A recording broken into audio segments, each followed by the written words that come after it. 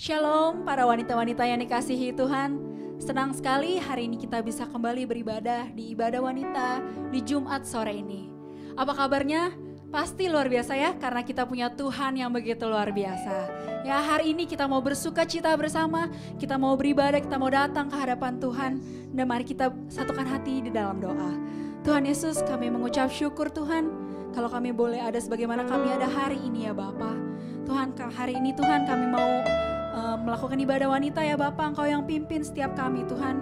Biar setiap pujian yang kami naikkan Tuhan itu boleh menyenangkan hati-Mu Tuhan. Biar kami buka hati kami Tuhan, pikiran kami Tuhan, dan fokus kami hanya pada-Mu ya Bapak. Terima kasih Bapak, terima kasih Tuhan. Hanya dalam satu nama kami siap untuk memuji dan membesarkan nama-Mu. Sama-sama kita katakan amin. Mari kita bersuka di dalam Tuhan.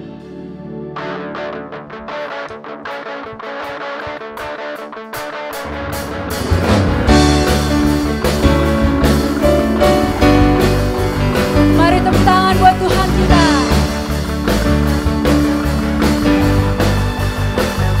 Come on. Harinya Tuhan, mari kita bersukaria. Hari ini harinya Tuhan, mari kita bersukaria. Bersuka di dalam Tuhan. Bersuka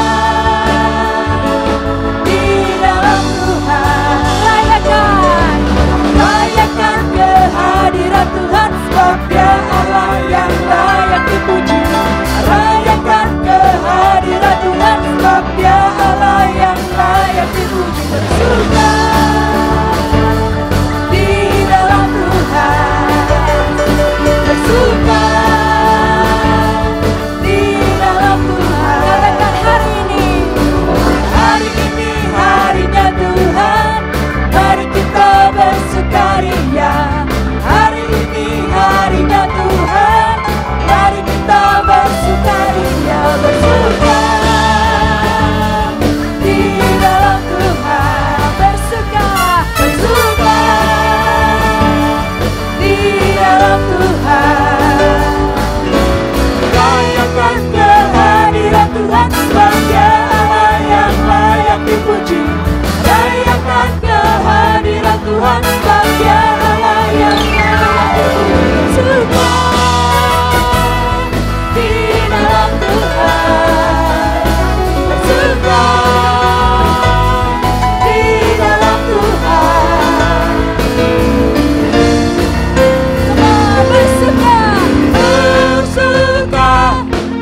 Bersuka dalam Tuhan. Mari bersuka, bersuka citalah. Bersuka dalam Tuhan. Sekarang bersuka, bersuka citalah.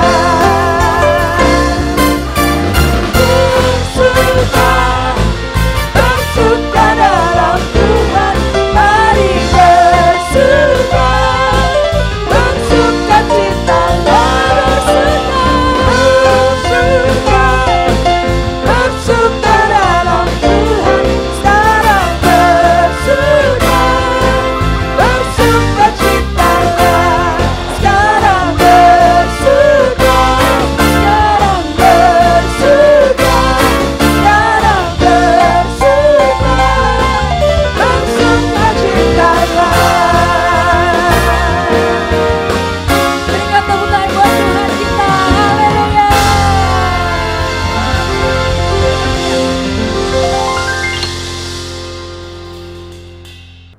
Shalom, ibu-ibu yang dikasihi Tuhan, kita ketemu lagi di hari Jumat di ibadah wanita Bethel Indonesia GBI Hosana. Haleluya. Mari kita berdoa lebih dulu sebelum kita mulai dengan firman Tuhan. Bapa kami di surga, kami datang ke hadapan-Mu pada sore hari ini. Pimpin kami Tuhan yang mau belajar firman, pimpin kami Tuhan supaya semakin hari kami semakin mengenal Engkau. Dan semakin hari semakin bertumbuh menuju keserupaan dengan Tuhan Yesus. Terima kasih Bapa. Dalam nama Tuhan Yesus yang percaya sama-sama katakan amin. Haleluya. Mari ibu-ibu kita buka kitab bilangan pasal yang ke-11 ayat 18 sampai 23. Saya bacakan ya. Ayat 18. Tetapi kepada bangsa itu haruslah kau katakan, kuduskanlah dirimu untuk besok, maka kamu akan makan daging. Sebab kamu telah menangis di hadapan Tuhan dengan berkata, siapakah yang akan memberi kami makan daging? Begitu baik keadaan kita di Mesir, bukan? Tuhan akan memberi kamu daging untuk dimakan. Ini Tuhan yang ngomong. Bukan hanya 1 hari kamu akan memakannya. Bukan 2 hari, bukan 5 hari, bukan 10 hari. Bukan 20 hari bahkan. Ayat 20, tetapi genap sebulan lamanya. Sampai keluar dari dalam hidungmu, sampai kamu muak. Karena kamu telah menolak Tuhan yang ada di tengah-tengah kamu, dan menangis di hadapannya dengan berkata, untuk apa kita keluar dari Mesir? Kisah yang tadi kita baca itu, latar belakangnya adalah ketika bangsa Israel setelah keluar dari tanah Mesir, beberapa lama di padang gurun, mereka mulai jenuh. Mereka mulai bosan. Persis sama kayak kebanyakan orang di hari-hari ini. Mereka mulai jenuh, mereka mulai bosan. Dan seperti bangsa Israel, mereka merasa kehidupan di tanah Mesir lebih baik.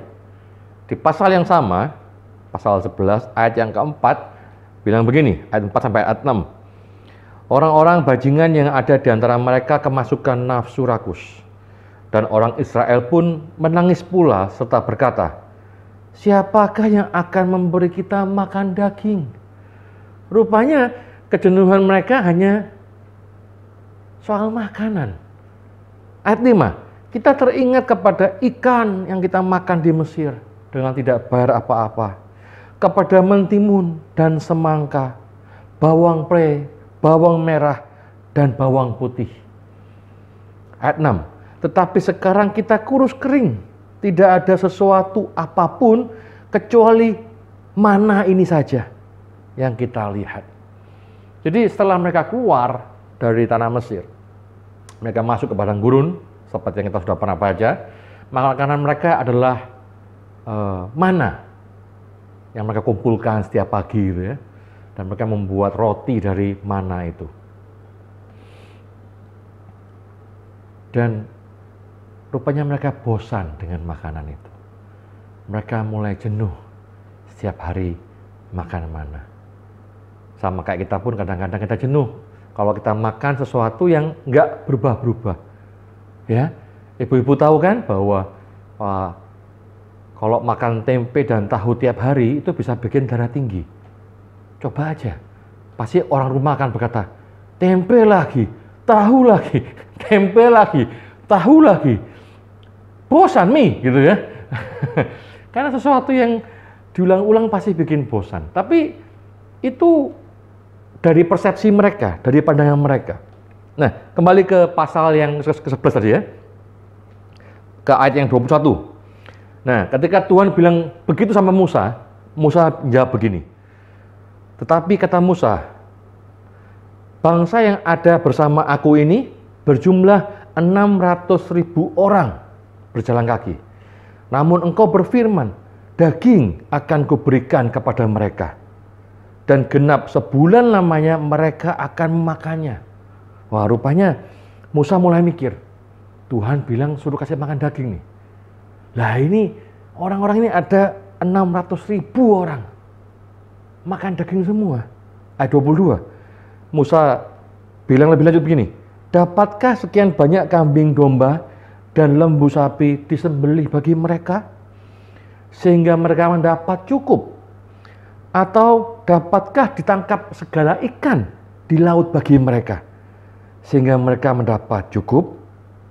Musa mikir, mulai hitung nih. 600.000 orang. Waduh. Mesti makan daging selama sebulan. Bahkan tadi Tuhan bilang kan sampai engkau muak gitu ya. Engkau bosen makan daging. Musa mikir, gak cukup ini. Kambing domba, lembu sapi gak cukup ini. Buat sebulan kasih makan tiap hari. Gak masuk akal ini Tuhan. Apa jawab Tuhan? Di ayat 23. Tetapi Tuhan menjawab Musa, masakan kuasa Tuhan akan kurang untuk melakukan itu? Tuhan bilang, masa kuasa Tuhan akan kurang untuk kasih 600.000 orang makan daging setiap hari selama sebulan? Tuhan melanjutkan, sekarang engkau akan melihat apakah firman-Ku terjadi kepadamu atau tidak.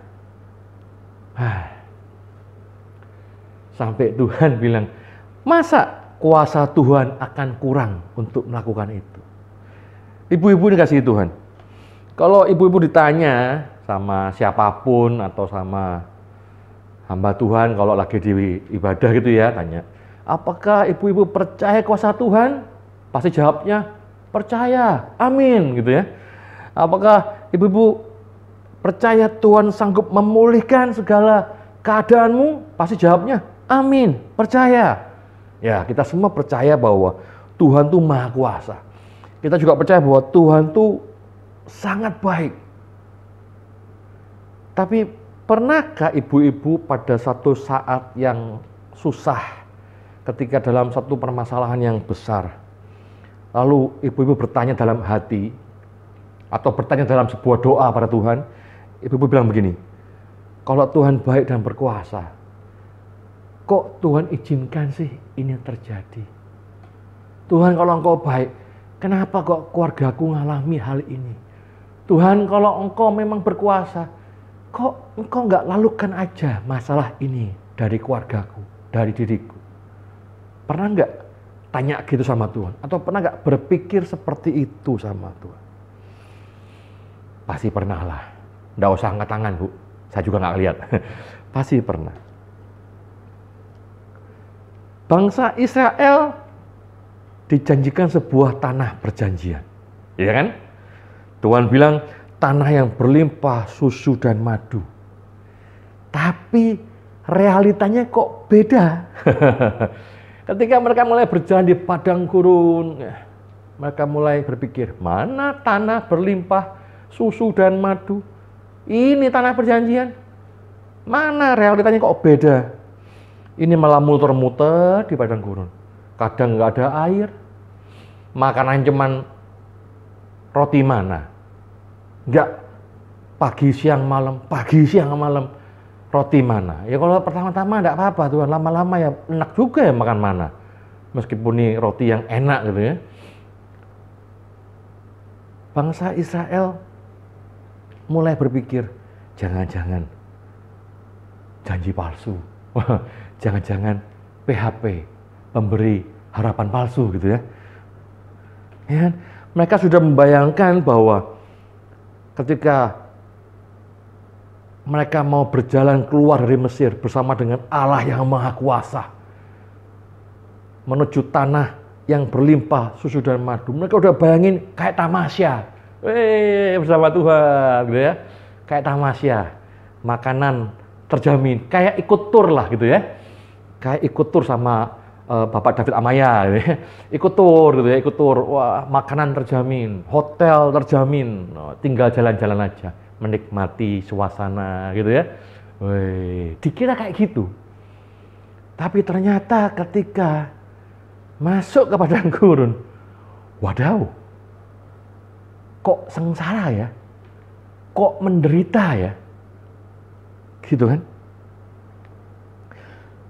Sampai mereka merasa lebih baik pulang ke Mesir deh. Lebih enak di Mesir kayaknya. Ada ikan, ada bawang putih, bawang pre, bawang merah. Iya ya, baru saya terpikir bahwa waktu bikin dari mana, itu kan nggak ada bumbunya ya Bu. Ya Bu, nggak ada bumbunya, biarpun enak lama-lama juga nggak sedap gitu ya. Coba di Mesir, ada bawang putih, waduh, wangi. Bawang merah, bawang pre, bawang bombay, ada bumbu-bumbu masaknya gitu ya.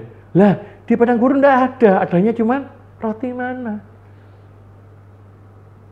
Karena mereka begitu menggerutu,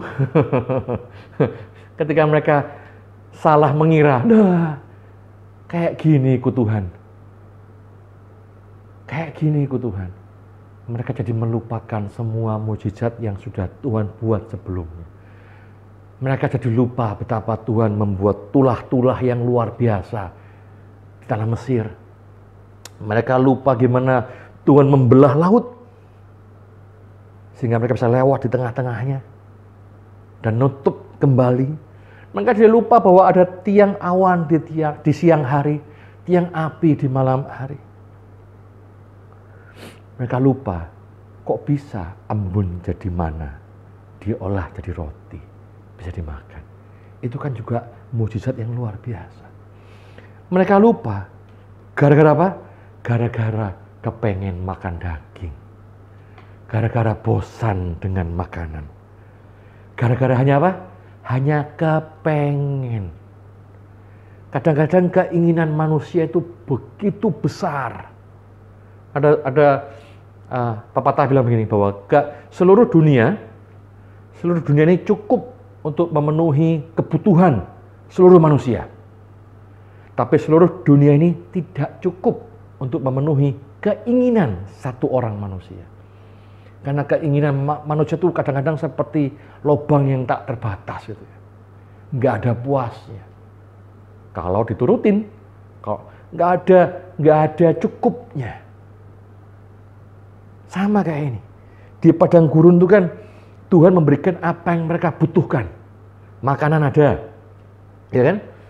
Sepatu nggak rusak-rusak, baju nggak rusak-rusak juga, ya kan? Dipelihara sedemikian rupa kebutuhan mereka. Tapi manusia tetap punya keinginan. Dan saat itu mereka ingin makan daging. Begitu menggelora keinginan itu, sampai mereka menangis-nangis di hadapan Tuhan. Dan Tuhan jadi marah.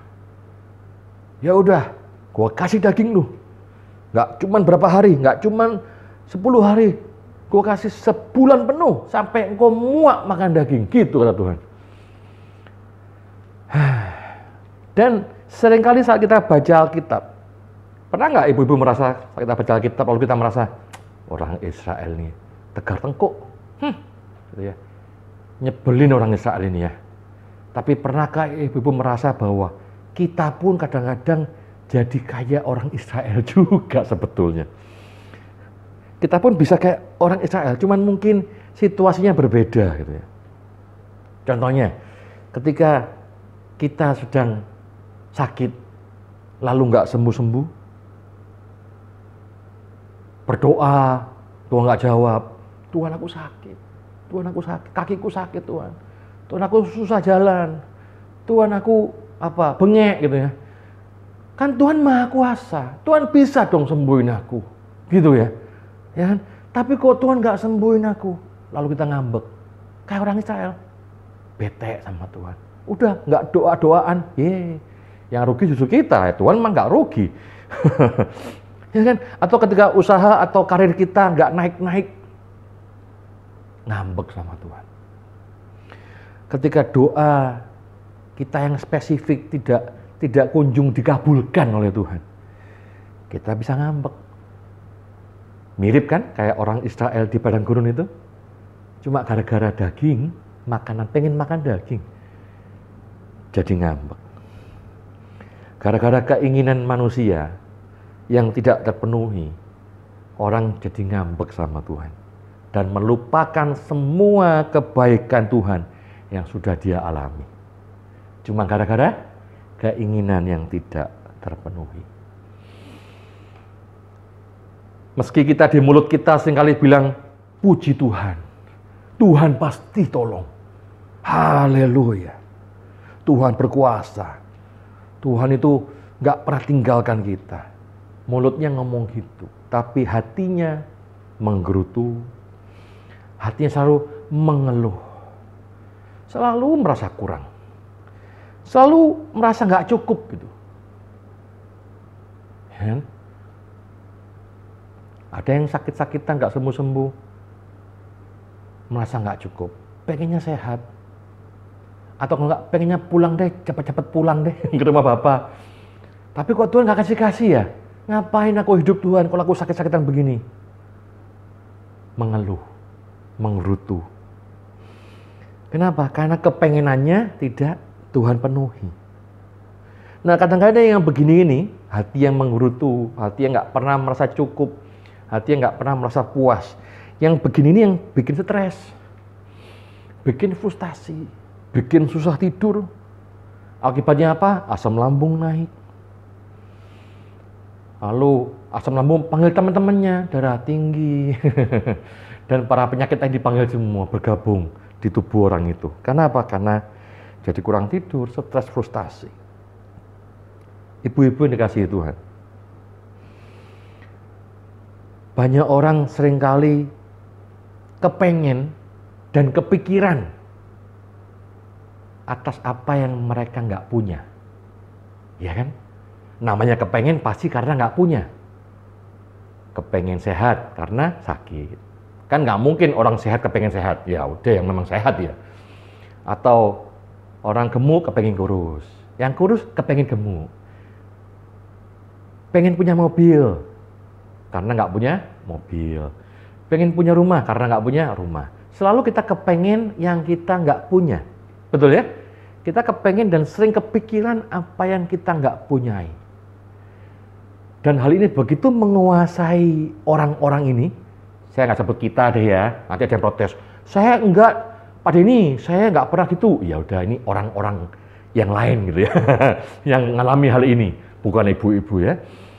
Nah, kadang-kadang karena begitu kepengen dan kepikiran hal yang mereka nggak punya, orang-orang jadi lupa untuk mensyukuri apa yang mereka punya. Ya. Lupa untuk mensyukuri apa yang mereka punya. Kembali ke kisah tadi bangsa Israel. Dengan janji Tuhan tentang tanah perjanjian.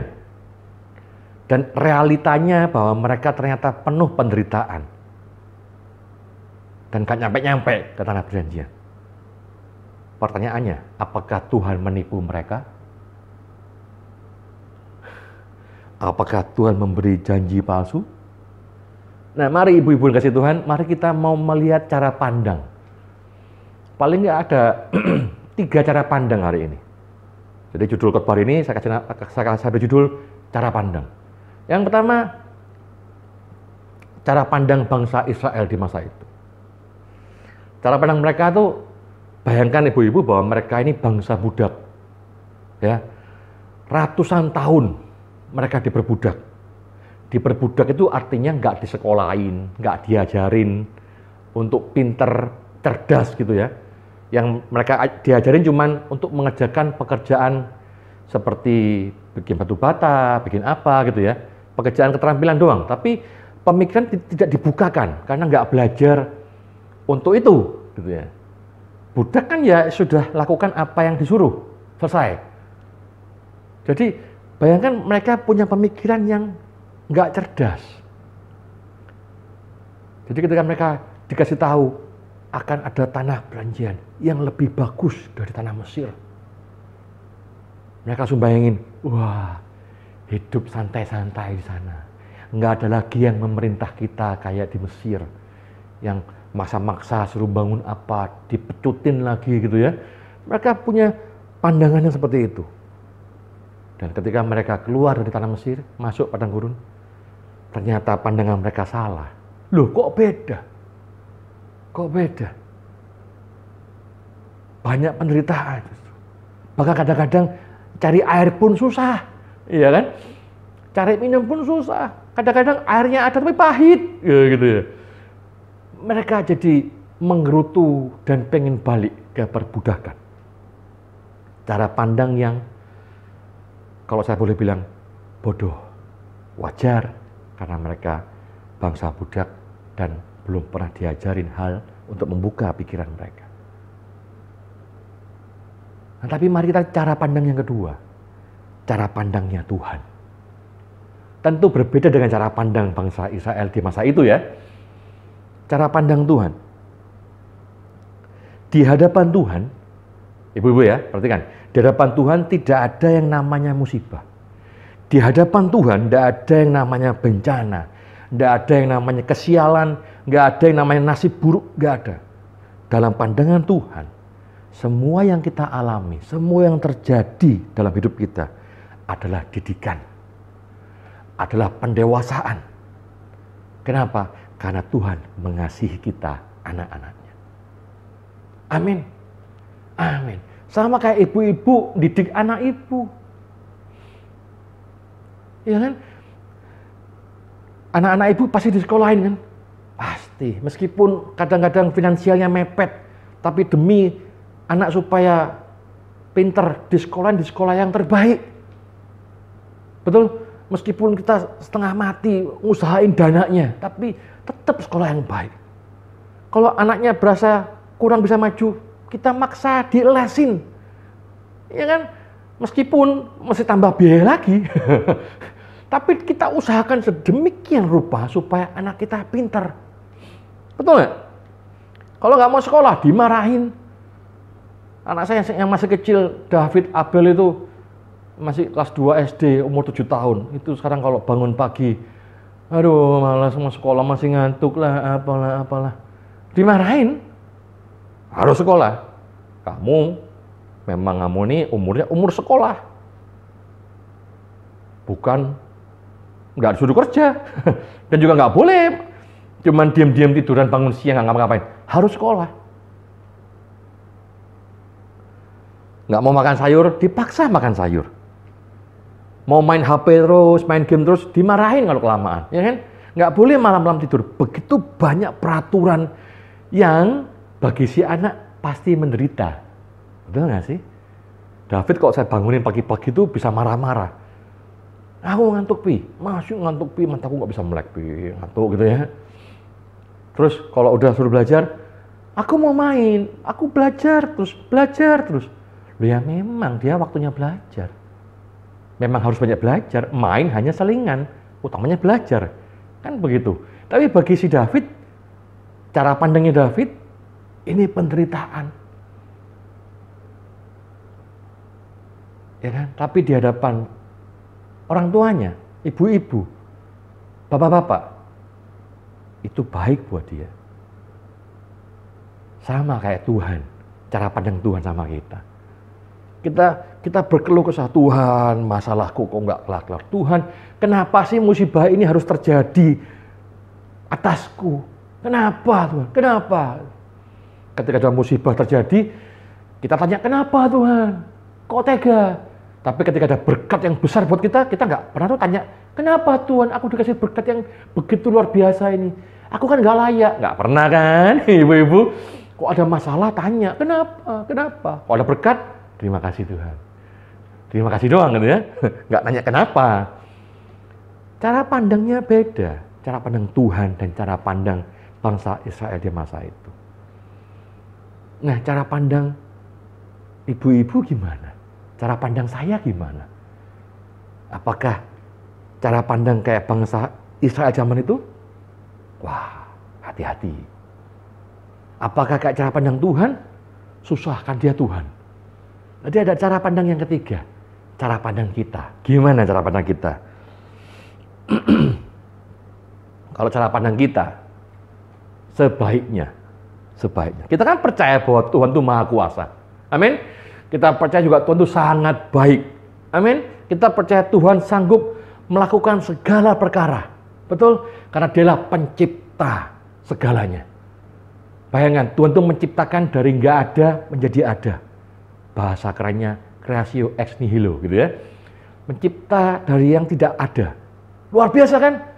Nah, kalau cuma nyembuhin itu ya perkara kecil buat Tuhan. Enteng.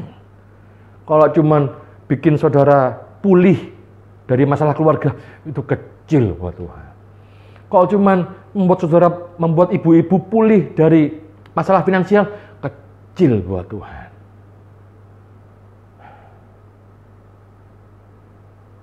Tapi ketika kita dalam masalah, kita berdoa, dan Tuhan tidak kabulkan doa kita, berarti cara pandang kita nggak boleh memandang Tuhan itu nggak berkuasa, atau Tuhan tuh jahat sama kita. Enggak. Kita mesti punya cara pandang bahwa, oh, Tuhan mampu kok sembuhkan saya. Tuhan mampu pulihkan saya. Tapi kalau Tuhan ternyata nggak sembuhkan saya dan nggak pulihkan saya, berarti ada jalan Tuhan yang saya belum pahami. Ada rencana Tuhan yang saya belum mengerti. Ada hal-hal yang saya harus belajar lewat masalah yang Tuhan izinkan. Ini saya ngomong gampang. Karena saya pun susah untuk belajar memperbaiki cara pandang ini. Tapi bagi Tuhan gak ada yang mustahil, amin. Bersama Tuhan pasti bisa. Pelan-pelan kita mau ubah cara pandang kita menjadi cara pandang yang benar. Cara pandang yang sehat. Kadang-kadang dalam masalah yang begitu berat dan bertubi-tubi ya, apalagi zaman sekarang ini, waduh masalah banyak banget, bertubi-tubi. Satu belum kelar, datangnya satu. Dua belum kelar, datang satu lagi. Tapi ingat bahwa di hadapan Tuhan, semua itu bukan musibah, bukan kesialan, bukan nasib buruk. Semua itu Tuhan izinkan. Karena itu mendewasakan kita, didikan kita. Hajaran kita alami untuk kebaikan kita. Amin. Amin. Seorang bapak gereja, Saint Agustinus dari Hippo, pernah bilang begini, berdoalah seolah-olah semuanya bergantung pada Allah. Saya ulangi ya, berdoalah seolah-olah semuanya bergantung pada Allah. Dan bekerjalah seolah-olah segalanya bergantung padamu. Amin. Jadi berdoa harusnya tidak membuat kita jadi bermalas-malasan. Udah doa, ntar biar Tuhan yang bekerja. Bukankah Tuhan bekerja untuk kebaikan kita? Ayatnya yang benar ini, Allah turut bekerja. Ya, turut bekerja. Kita pun ikut bekerja berarti. Nggak cuma Tuhan yang bekerja, kita juga ikut bekerja. Kita bekerja seperti Bapa juga bekerja. Seperti Yesus melihat Bapa tetap bekerja, dia pun bekerja. Kita pun sama. Berdoalah seperti seolah-olah bergantung sama Tuhan untuk bisa berhasil. Tapi juga bekerjalah seolah-olah ini tergantung padamu. Sehingga kita benar-benar maksimal mengusahakan apa yang kita bisa. Amin ibu-ibu. Dalam kesusahan ibu-ibu hari ini yang saya nggak tahu apa, tapi Tuhan tahu. Mari ubah cara pandang kita. Janganlah memiliki cara pandang bangsa Israel yang sempit itu, yang maaf kata bodoh itu, tapi milikilah cara pandang yang diperbaharui. Cara pandang anak Allah yang benar. Biarlah kita selalu tetap percaya bahwa Allah itu sangat baik. Dan dia sangat berkuasa. Dan dia sangat murah hati. Dan mulai mensyukuri apa yang kita punya. Jangan menggerutu atas apa yang kita tidak miliki. Amin. Mari tetap bersyukur, memuji Tuhan, menyembah Tuhan senantiasa. Tetap kuat dalam Tuhan di masa-masa yang susah ini. Dan itu kita awali dengan merubah cara pandang kita ini. Amin. Biarlah kita senantiasa dipenuhi dengan pengetahuan yang benar dan memiliki berbagai macam pengertian agar kita dapat senantiasa memilih yang baik, agar kita berbuah-buah kebenaran yang memuliakan Tuhan Yesus dan Bapa di surga. Amin. Mari kita berdoa. Bapa, terima kasih buat firman-Mu pada sore hari ini. Pimpin kami Tuhan. Mungkin banyak di antara kami yang masih memiliki cara pandang bangsa Israel di padang gurun. Ajari kami untuk berubah Tuhan. Agar kami mengerti cara pandang-Mu dan kami memiliki cara pandang kami sendiri yang benar. Cara pandang yang sehat, cara pandang yang baik Tuhan. Sehingga kami tetap mau melangkah dalam hidup kami ini dengan menikmatinya Tuhan. Mau enak, mau nggak enak, kami tetap menikmati melangkah dalam hidup ini. Karena kami tahu kami melangkah bersama dengan Tuhan. Terima kasih Tuhan. Saya berdoa buat ibu-ibu yang mendengarkan firman Tuhan hari ini, atau siapapun yang mendengarkan. Saya berdoa bahwa Tuhan sertai tiap langkahmu. Tuhan sertai setiap cara pandangmu, hatimu, pikiranmu, sehingga tetap benar di hadapan Tuhan. Mari angkat tangan di hadapan Tuhan. Dan terimalah berkat. Tuhan memberkatimu. Tuhan melindungimu. Tuhan menyinarimu dengan wajah-Nya dan memberimu kasih karunia. Tuhan menghadapkan wajah-Nya padamu dan memberimu damai sejahtera. Terimalah hari ini berkat Tuhan, perlindungan Tuhan, kasih karunia dan damai sejahtera. Di dalam nama Tuhan Yesus Kristus. Mari yang percaya sama-sama katakan, amin.